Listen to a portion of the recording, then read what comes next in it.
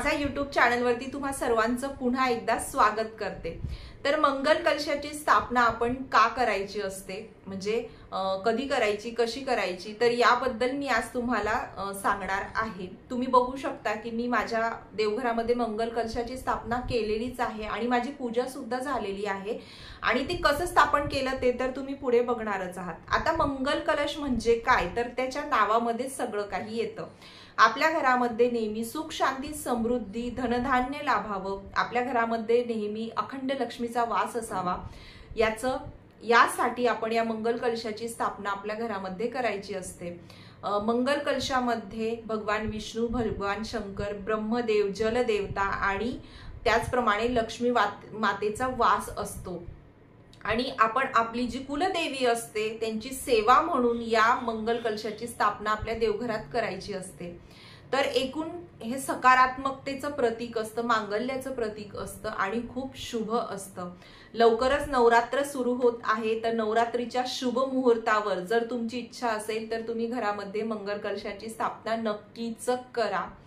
आता जसं मी म्हटलं की मी पूजा केलेली आहे, तर आता ती स्थापना कशी केलेली आहे, काय काय साहित्य लागलं ते तुम्ही पुढे बघा आणि त्यानंतर मग पाणी कधी बदलवायचं, नारळ कसा घ्यायचा, काय करायचं ते सगळं मी मग पुढे तुम्हाला सांगणार आहे।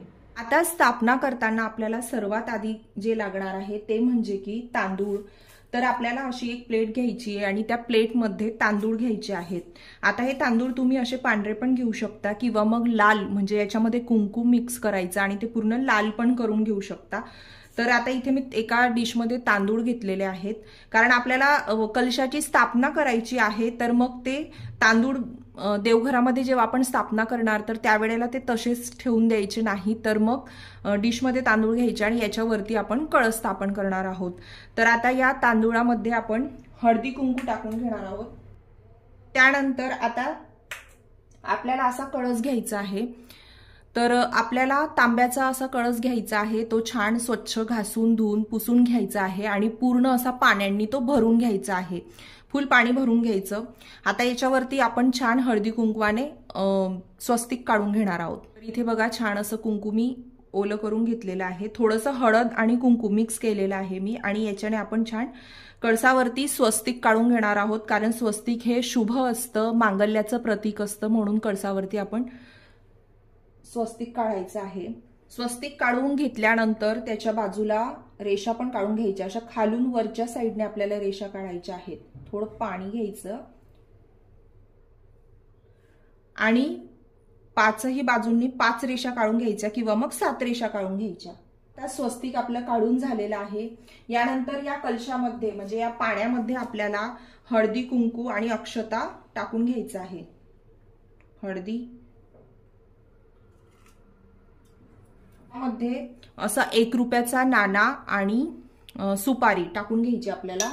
तर एक फूल सुद्धा आपल्याला यामध्ये टाकून घ्यायचं आहे। अशी जी पानं मिळतात बघा, ही पूजेसाठी पानं मिळतात नागवेलची, तर ही आपल्याला घ्यायची आहे। तर 5 पानं आपल्याला घ्यायची आहेत। हिला पानांना स्वच्छ धुवून घ्यायचं, पुसून घ्यायचं आहे। जर तुम्हाला अशी पानं नाही मिळाली तर तुम्ही आंब्याची पानं घेतली तरीही चालतात। विड्याची पानं लवकर खराब होतात, तर तुम्हाला जर आंब्याची पानं मिळाली तर ती सुद्धा तुम्ही घेऊ शकता। तर आता ही पानं आपण यामध्ये ठेवून घेणार आहोत।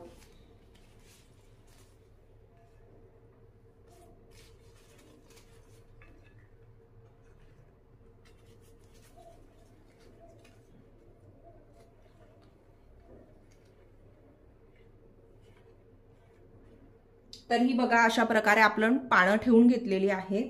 आता इथे मी घेतलेला आहे नारळ। नारळ म्हणजेच श्रीफळ ज्याला आपण म्हणतो, श्रीफळ सुद्धा शुभ असतं, म्हणजे त्यासाठी बघा आपण कुठली पूजा करतो तर नारळ हे लागतंच आपल्याला पूजेमध्ये। तर इथे मी ते घेतलेलं आहे आणि हे माझं नेहमीचं नारळ आहे कलशामधलं, त्याच्यामुळे मी याला स्वच्छ धुवून घेतलेलं आहे। आता तुम्ही बघत असणार तर नारळ मी इथे सोललेलं आहे, म्हणजे हे सोललेलं नारळ असं मिळतं, फक्त याच्यावर ना ही शेंडी जी असते ना ती महत्वाची असते, पूर्ण सोललेलं नारळ नाही घ्यायचं। तुम्ही अख्खं नारळ सुद्धा घेऊ शकता, मी अशा प्रकारे घेतलेला आहे, फक्त याला ही जी शेंडी असते ना ती असलेलं बघायचं।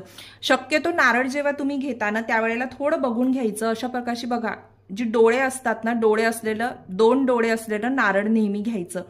तर हे श्रीफळ आपण आता या कळसावरती ठेवणार आहोत।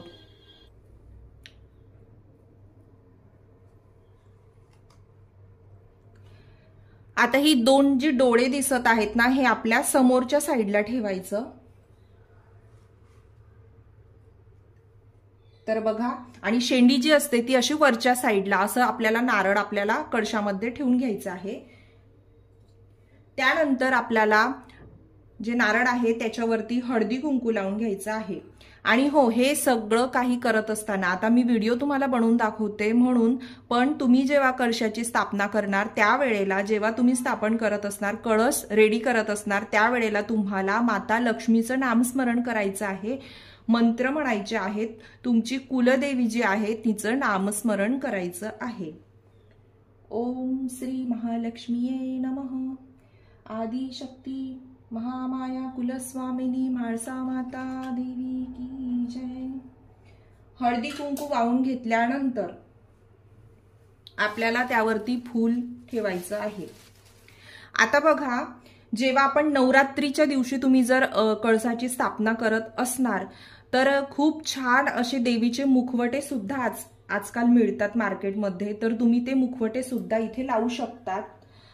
तर इथे छान असं समोरच्या साईडला मुखवटा लावायचा, छान वस्त्र मिळतात ती सुद्धा तुम्ही कळशाला लावू शकता. त्याचप्रमाणे वेगवेगळे अलंकार सुद्धा तुम्ही कळसाला म्हणजे छान असं सजवू शकता. आता माझ्याकडे नाहीये त्यामुळे मी तुम्हाला फक्त असंच दाखवते, पण नवरात्रीची सुरुवात म्हणजे त्या दिवशी जर तुम्ही करत असणार तर ते सुद्धा तुम्ही खूप छान असं करू शकता. त्याचप्रमाणे तुम्हाला जर वेणी मिळत असेल, आता आमच्या इथे वेणी म्हणजे मोगऱ्याची वेणी, शेवंतीचे असे फुलांची जे वेण्या मिळतात तर ते देवीला आपण अर्पण करतो जेव्हा ओटी वगैरे भरतो, तर त्या वेणीने सुद्धा तुम्ही छान हा कळस सजवू शकता. तुमच्याकडे जे असेल त्याने तुम्ही छान सजवायचं.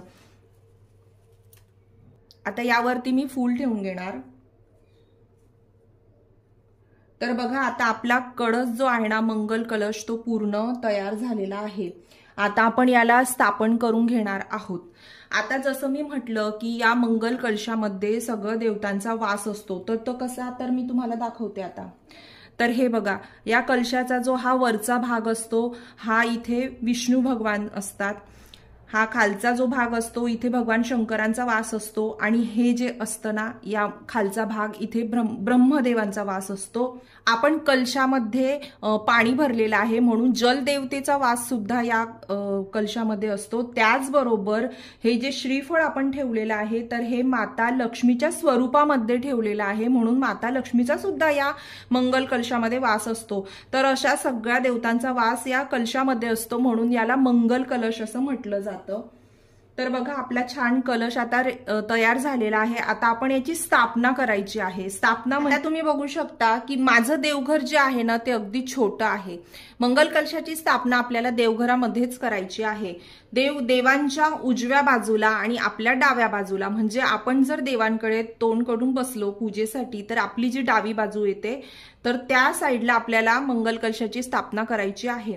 माझं देवघर छोटं आहे, जागा नाहीये, त्यामुळे मी देवघराच्या अगदी बाजूला म्हणजे इथे पाट मांडलेला आहे आणि त्यावरती मी कलशाची स्थापना करणार आहे. आता बघा, जो कळस असतो ना तो कधी आपल्याला जमिनीवर ठेवायचा नाहीये. त्यासाठी अशा प्रकारे छोटासा पाट घ्यायचा तुम्ही, त्यावरती छान असं वस्त्र ठेवायचं आहे आणि त्याच्यावरती आपण कलशाची स्थापना करणार आहोत. तर आता याच्यावरती मी हे तांदूळ जे होते ना बघा, तर याच्यामध्ये ना आपण अशा प्रकारे अष्टकमळ जे म्हणतात ना ते काढून घ्यायचं आहे. तुम्ही अष्टकमळ काढू शकता किंवा मग स्वस्तिक काढू शकता किंवा मग असंही ठेवलं तरीही चालेल. अशा प्रकारे ठेवून घ्यायचं आहे आणि यावरती आपण आता हा कळस स्थापन करणार आहोत. ओम श्री महालक्ष्मीये नमः. ओम श्री महालक्ष्मीये नमः. ओम श्री महालक्ष्मीये नमः. अशा प्रकारे छान अशी फुलांची सजावट करून घ्यायची आहे. जसं मी तुम्हाला म्हटलं की तुमच्याकडे जर छान फुलं मिळत असतील, वेणी मिळत असेल तर तुम्ही त्याच्याने हा मंगल कलश छान असा सजवू शकता. इथे छान वरती आपण वेणी वगैरे ठेवून सजवू शकता तुम्ही छान. आता माझ्याकडे फुलं आहेत तर मी फुलांनी छान सजावट करून घेणार आहे. आपल्या मंगल कलशाची स्थापना सुद्धा आता झालेली आहे. आता आपण त्याला छान धूप आणि दीप दाखवणार आहोत.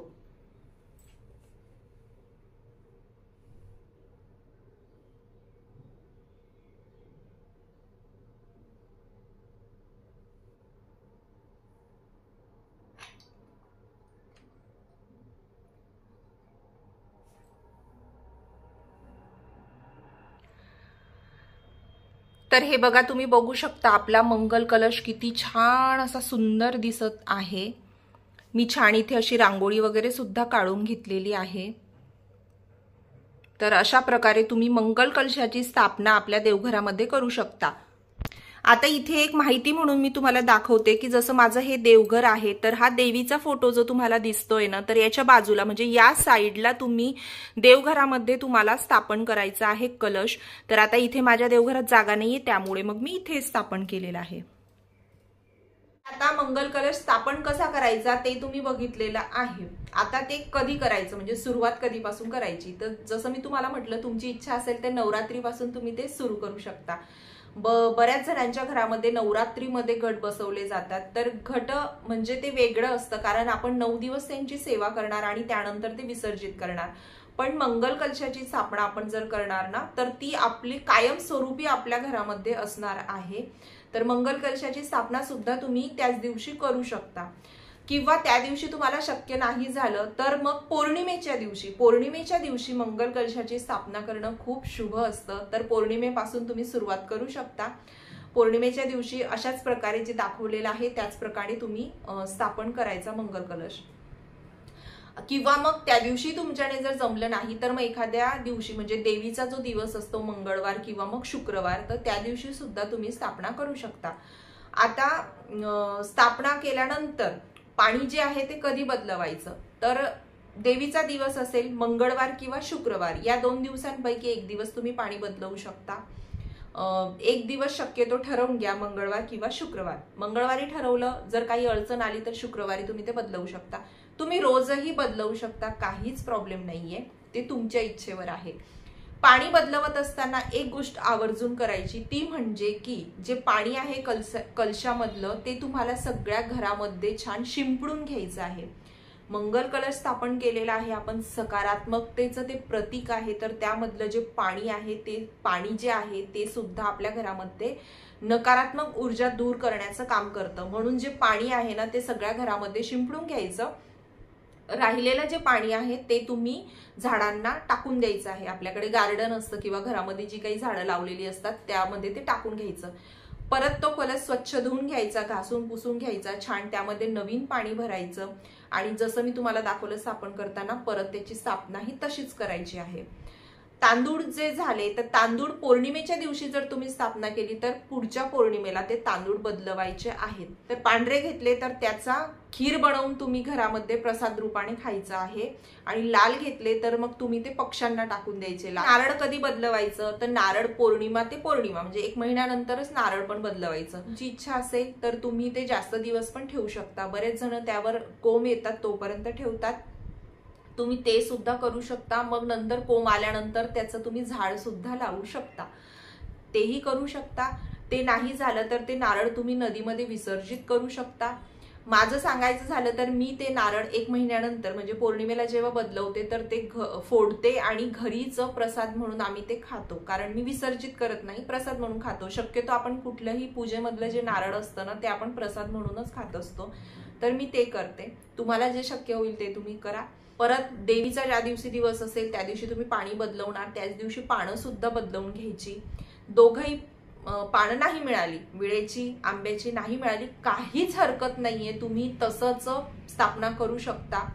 जे अवेलेबल होईल त्यामध्ये फक्त मनापासून ते करायचं, बस एवढंच महत्वाचं आहे। तर अशा प्रकारे तुम्ही मंगल कलशाची स्थापना अगदी साध्या सोप्या पद्धतीने करू शकता। खूप शुभ आहे मंगल कलशाची स्थापना करणं। तर मी तुम्हाला आवर्जून सांगेल की तुम्ही सुद्धा नक्की करा, त्यामुळे आपल्या घरामध्ये नेहमीच सकारात्मकता ऊर्जा असते, जी काही नकारात्मकता असते ती निघून जाते। आपल्या घरामध्ये नेहमीच सुख शांती समृद्धी धनधान्य आणि लक्ष्मीचा अखंड वास असतो, त्यामुळे आपण घरामध्ये मंगल कलशाची स्थापना करायलाच पाहिजे। आणि फक्त जे सांगितलं की स्थापना करत असताना आपले नामस्मरण करणं खूप गरजेचं आहे, तर ते करायचं आणि बस रोजच्या सारखीच पूजा करायची आहे। जसं आपण रोज देवपूजा करतो त्याच पद्धतीने आपल्याला कलशाची पूजा सुद्धा करायची आहे। तर अशा पद्धतीने मंगल कलशाची स्थापना तुम्ही नक्कीच करा घरामध्ये। आणि आजचा हा व्हिडिओ आवडला असेल तर व्हिडिओला लाईक करा, शेअर करा, कमेंट करा। काही चुकलं असेल तर माफ करा।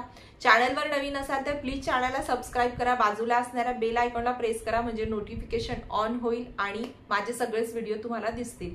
लवकर नवरात्र येत आहे, तर नवरात्रचे व्हिडिओ सुद्धा मी शेअर करणार आहे। हे माझं ब्लॉगिंग चॅनल आहे, त्यामुळे वेगवेगळ्या टॉपिक वरती मी व्हिडिओ शेअर करत असते। भरपूर असे इन्फॉर्मेटिव्ह व्हिडिओज सुद्धा माझ्या चॅनलवरती आहे।